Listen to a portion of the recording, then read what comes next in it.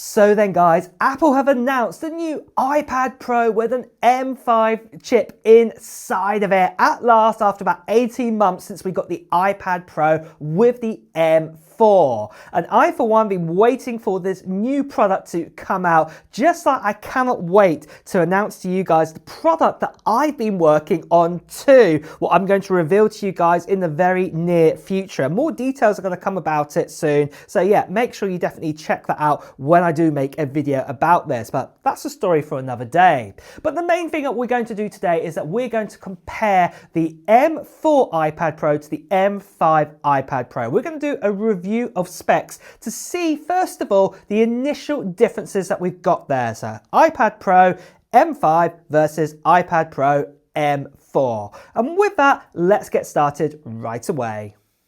So then, for this review of specs, what we have here is we will have the iPad Pro M4 on the left and we'll have the brand new iPad Pro M5 on the right then. So let's get started, and first of all, let's have a look at the key differences at a glance here, and we'll go further into this. So first of all, I think the biggest difference we have got now is we've got the M5 chip inside of it. So the M4 does start out now, with a 9-core CPU. The M5 has the same. It starts out with a 9-core CPU.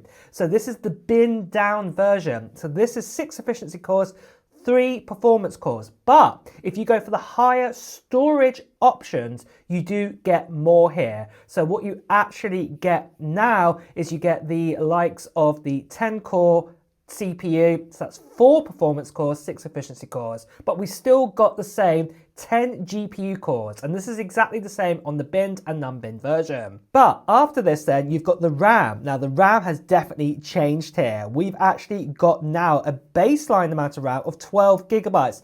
This kind of was a given. This had to happen because like the iPhone 17 Pro Max and the iPhone Air and the iPhone 17 Pro, well, that had 12 gigs. So we had to get that really. So that is what we have now. But what I was going to say is if you go for that highest storage tier, well, you only get 16. It's not 24. What we were kind of hoping for, 16. So it's 12 or 16 what you get there. For the camera then, on the back of the phone, it's a 12 megapixel. It's the same one, except for with the M5, you should get a few more enhancements with that. Better kind of picture quality, maybe a little bit more there. Where there is a big change though, that is to do with Wi-Fi. So now what we have is we have Wi-Fi 7 built in instead of Wi-Fi 6E. So this is because we've got the N1 chip, and also if you go for the cellular version, you get the C1X chip, the same chips that's inside the iPhone Air. So this is really, really great to see. Now we've also got the same Ultra Retina XDR display. This is the OLED version, so exactly the same here. And overall, in performance-wise for GPU this time, we've got around about a 36% increase in GPU performance. But after this, let's go deeper into this and let's see some more details. So let's start out then with the display technology. Now this one, I'm going to say really nothing has changed here whatsoever. We were hoping for slightly larger displays this time, but it did not happen sadly. We were hoping we're going to get slightly slimmer bezels. Maybe that's going to be the next generation. But we still got the same 11 and 13 inch, well just under those sort of sizes if officially what you've got there. This is the Ultra Retina XDR OLED display, first introduced with the M4 iPad Pro. It's available on both models. It's exactly the same what you're going to be getting here. We've also got a 120 Hz Pro Motion display, exactly the same on both models, or I should say all 4 models. Nothing there whatsoever. And the brightness is 1000 nits, typical. So overall, I'm going to say it's the same. Maybe we might get a slightly better enhanced, better accuracy and color, maybe with the M5, how it's driving that screen, potentially. We'll have to wait and see, but really that is what we are getting there. But then overall, if we move over to the performance and processing power, this is where I would say you're going to see the biggest change, obviously. So let's have a look then. So we've got a 9 or 10 core CPU, like I said before. So this is all is the same. You've got the 6 efficiency cores, but depending on what version of storage you pick depends on what you will get here on the actual performance cores. So if you go for the 256 or the 512 gigabyte version, you will get the 9-core CPU, either on M4 or M5. If you go for the 1 terabyte or the 2 terabyte, then you actually get the next step up. You get 1 more performance cores, so 6 efficiency cores, 4 performance cores, and overall it's looking like right now, looking at initial first benchmarks, this is about a 12% increase what we are getting here overall on single core and multi-core performance together on, say, initial benchmarks. But for GPU, it's still exactly the same, no matter what model you get. It is a 10-core GPU is what you are getting here. But what you can see here is that we are getting a 36% increase in GPU performance, what is really good to see. But then next of all, we've got the neural engine, and this one has also been enhanced as well with the M5 chip. It's still the same 16 core, but it is better this time round. And Apple even claiming that this is definitely like almost like double the amount like we got with the iPad Pro M4. So this is really good to see. But then next of all then for memory, this is again something else that has changed, is that where we used to get 8 gigabytes as the standard amount of RAM, well, it's now gone up to 12 gigabyte for the baseline version. Again, when I say baseline, this is the 256 and 512 gigabyte model, what you get. If you go for the 1 terabyte and 2 terabyte, you get the 16 gigabytes, what's exactly the same compared to the M4 chip here. But overall, you can see at the bottom, 12% more sort of faster CPU overall, 36% GPU boost, AI enhanced neural engine, and then also 12 gigabytes is now the standard, the amount of RAM that you get this time round. But then if we move on to the rear of the iPad, let's have a look at the camera sort of differences here. Well, to be honest, it is exactly the same cameras and the same LiDAR, what we've actually got. But what I would be saying is going to be a difference here is to do with the M5 chip, how it processes those cameras and also how it works at. It should work a little better. We should get better low light video recording, a little better probably advanced stabilization, should be a little better there. But essentially all the other features we got with the M4 iPad Pro will be exactly the same. 5x digital zoom, smart HDR4, everything else is exactly the same. I think the only main sort of difference is that with ProRes, that obviously that's going to be a little bit more efficient now this time, obviously with recording, but exactly the same here. The same with the front center stage camera. It's only one. We were hoping we were going to get one on portrait. That never happened. It's still the same 12 megapixel that we have there. So guys, moving on then from this and back to the chart. So let's talk about connectivity and wireless technology, because this is where we also have a big change this time round.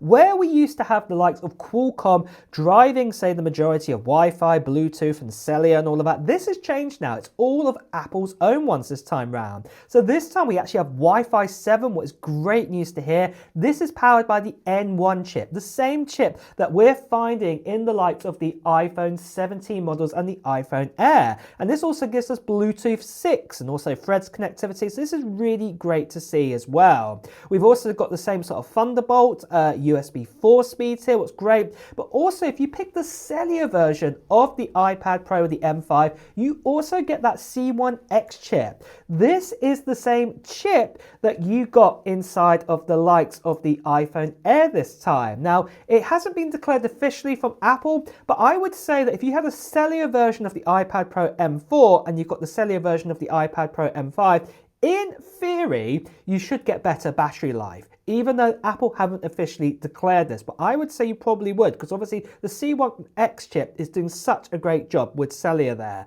So yeah, they haven't mentioned it, but personally, I think you will get that, especially also with the N1 chip too.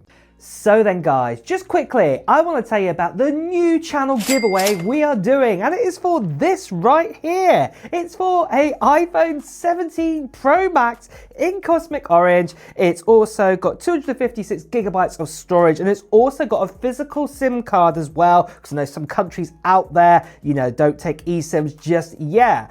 By the way, that does mean it is an international giveaway that I am doing, so anyone can enter in. Now, the actual giveaway, what we're going to do here, is going to be happening in the middle of January 2026, and you can enter in right now. There's only two things you have to do.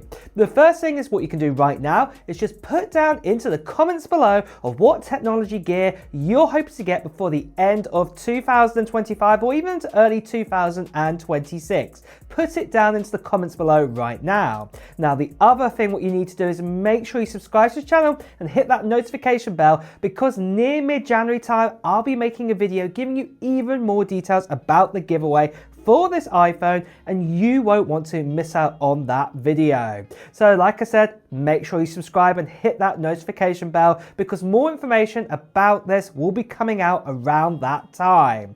Now, the other thing I just want to quickly say to you guys that sadly there are still lots of scammers and spammers out there. People still impersonating me, sending to WhatsApp, Telegram, Instagram, direct message. Please do ignore these people. Better see right here. Please do report them. But then moving on to battery and power life in a bit more detail, like I said, officially, Apple have said it's exactly the same, but I honestly think, like I said, especially with the cellular version, you should be able to get a little bit more. Probably not loads more. I'm not talking like an extra 3 hours out of it or anything like that. You should still get that same up to 10 hours video playback, but when it says up to 10 hours, I would be more like thinking 10 hours, 20 minutes, or 10 and a half hours, if you get me. It's not going to be a huge amount difference. It will just help out a little bit there. But the actual battery capacities are exactly the same for the 11 and the 13-inch here on the M4 and the M5 models. USB-C charging is exactly the same for the port. However, Apple have claimed this time that you can get up to 50% in 30 minutes this time. So that is a little bit more better than what we had before when we had that with the iPad Pro M4. It wasn't as fast, but it is a little better this time. So that's really good to see that there is some good optimization with the M5 chip. But then, in summary then, comparing both of these then, so what we can see is that the big sort of gains is we've got that M5 chip with a 12% faster CPU, 36% faster in GPU. We've also got a faster neural engine. We've got the baseline RAM, what is now 12 gigabytes of RAM. Wi-Fi 7 is using that N1 chip now, and obviously we've got that enhanced charging speed too. But overall, I would be saying this, as you'll hear in a second, that the M4 iPad Pro is still a really good buy, and the iPad Pro M5, I wouldn't be upgrading it from an M4. I'd be doing it from, say, an M1 iPad Pro or older person. So as we can see then, I would say the biggest change is just the chip, what's been upgraded inside of the iPad Pro. There isn't really anything else that has changed that much this time round. You're really getting the same design. Everything else is really staying exactly the same. And I'd be saying this, that if you can find yourself an iPad Pro with an M4 chip in it, it's still a great deal today. I think the biggest upgrade I'd say is for longevity is obviously that 12 gigabytes of RAM now as the baseline amount now. That is definitely going to be a big thing to help out here if you're going for, say, the lowest amount of storage. That's really going to help out compared to the M4, but a lot of people are saying that 8 gigabytes is more than enough, to be honest, with the likes of iPadOS 26, and to be honest, with iPadOS 27, 28, 29, 30 probably into the future, it's probably going to be fine for that too. I cannot really see Apple pushing out iPadOS even more compared to something a bit more heavier of an operating system like macOS. And obviously what I am going to say, it doesn't look likely at all that Apple are going to put macOS on an iPad anytime soon. So just be aware of that. So I'd personally say just look out for an iPad Pro and M4 for deals on it over the next few weeks.